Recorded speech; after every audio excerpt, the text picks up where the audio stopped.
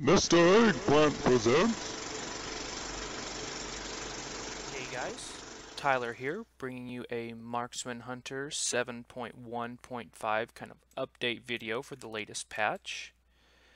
In the video, we will be talking about new stat priorities, which they've changed a little bit, and we'll do a opening rotation, and we'll just check out all the new abilities. So without further ado, let's get started. So talents-wise, I still run with Lone Wolf. I know that they only required you to hit 2 times with Arcane Shot, but I still feel that Lone Wolf at 18% damage is too good to pass up. Level 30, I got rid of Lock and Load that I had been running and went with True Aim. It basically, as you can read there, it gives you 2% damage every time you use an Arcane Shot and Aim Shot on the target, stacking up to 10 times, which is 20% bonus damage. And as long as you're hitting with an Arcane Shot, as you can see here, or an Aim Shot, if you look right above the talents there, you can see it slowly stacking. And all it takes is it's a 10-second buff, so all it takes is for me to use one ability of those two, and all of a sudden, which Aim Shot or Arcane Shot is free now, so you could kind of spam that if you really wanted to. And so now, anytime you use, whoops, I'm on the wrong one there.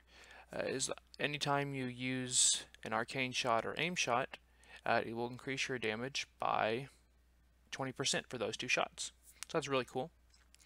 Let's see here. For level 45, I still run with Post Haste. It's still far superior. I know that they upped this to 15% chance versus 10, but I still don't think it's really worth it. I do recommend using Trailblazer if you're running old raids like Old War. Just makes your life a little bit easier.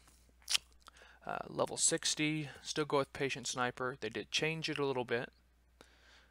It just takes 10% more damage every second if the target is vulnerable, which now Arcane Shot will put vulnerable on, and so will Multi-Shot.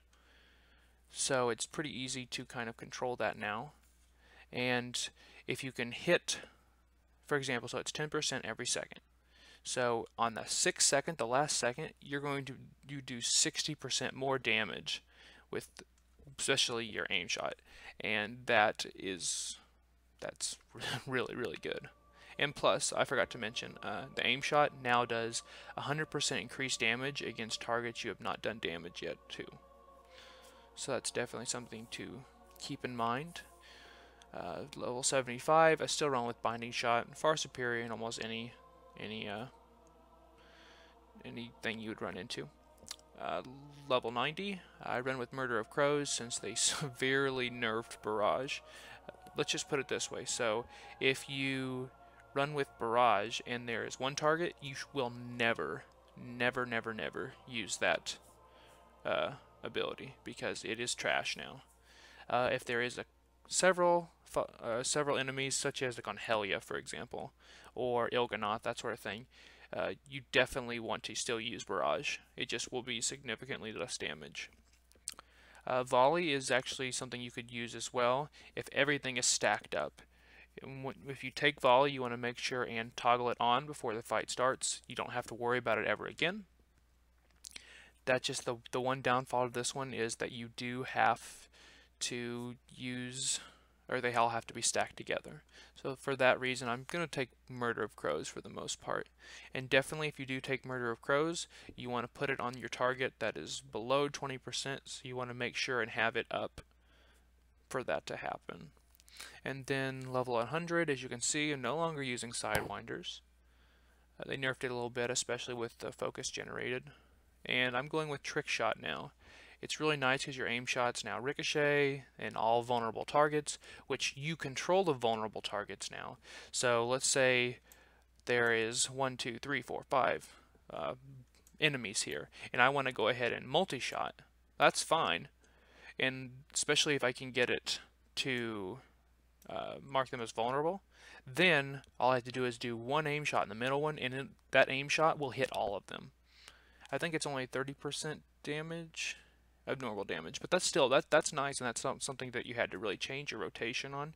And the nice thing down there is if there's no other vulnerable targets in your, especially if you're just fighting one boss like Nithendra, it does 15% more damage. So that's really nice. Piercing shot would be used in Mythic Plus for burning down enemies really quickly. And with that being said, let's move on to stat priorities.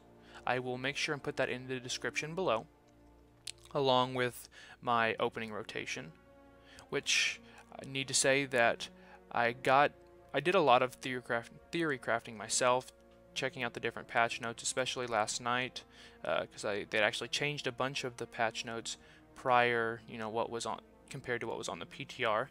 But you need 17% haste, and as you see right now, I do not have 17% haste.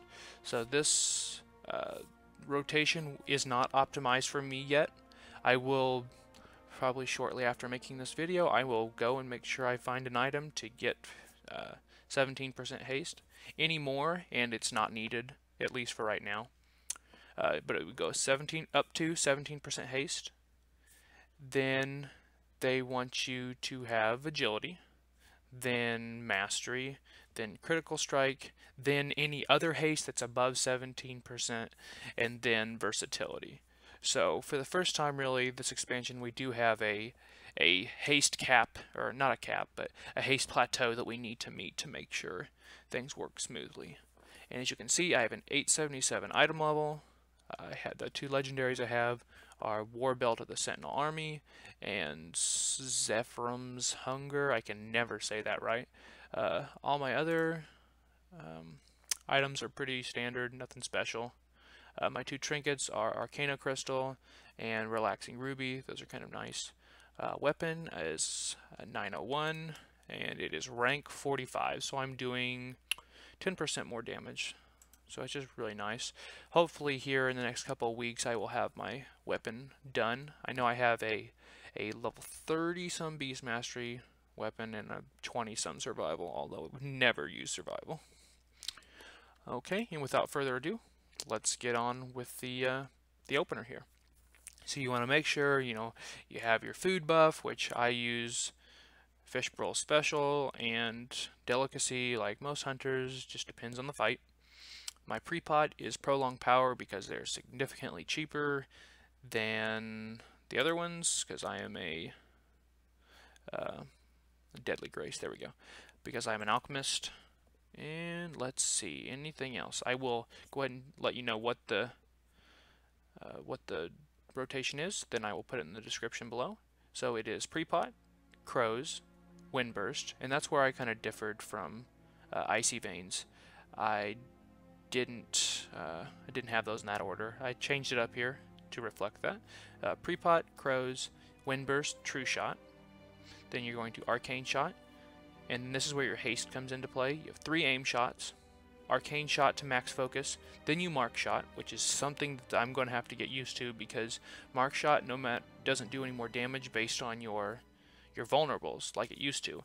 So I know for a fact I will get in the habit of using Mark Shot when I don't need to.